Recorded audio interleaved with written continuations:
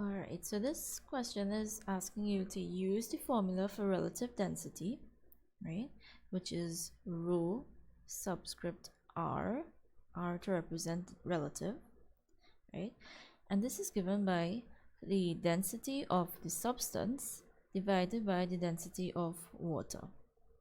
And we also need to use the formula for density, which is density is equal to mass divided by volume, to show that relative density could also be represented by the mass of the substance divided by the mass of water with equal volume. Okay, meaning equal volume of water and an equal volume of substance. Okay, so we need to find, right, first the density of the substance. We know that density is mass over volume. Okay, and we're going to use subscript S to represent the mass of the substance and the volume of the substance. Okay, and this is your first formula, right? The next thing you need is the density of the water. We know density is mass divided by volume, and we're going to use subscript W to represent water, the mass of the water and the mass volume of water. And this is your second formula, right? So now we need to show relative density. Relative density. So we know that relative density is the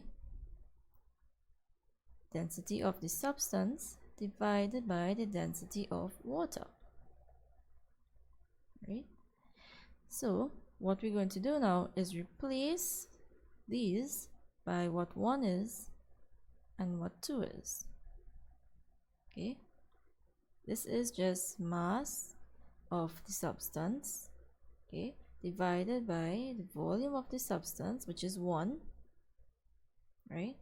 And instead of drawing a division sign here again and putting this formula, I'm going to represent it like this: divided by 2, which is the mass of the water divided by the volume of the water.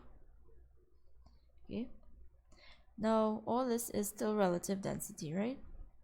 Now we know in maths that anytime we have a fraction being divided by another fraction, we change that division sign to a multiplication sign and we invert the second fraction. Yeah,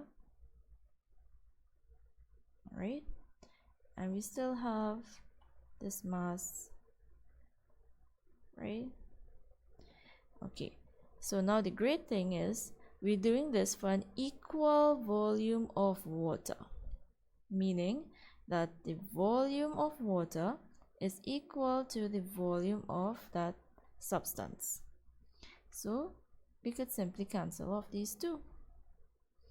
And what will we have left? We would have the relative density being equal to mass of the substance divided by the mass of the water. And this is what they're asking you to prove, right? To prove that relative density is equal to mass of the substance divided by the mass of an equal volume of water.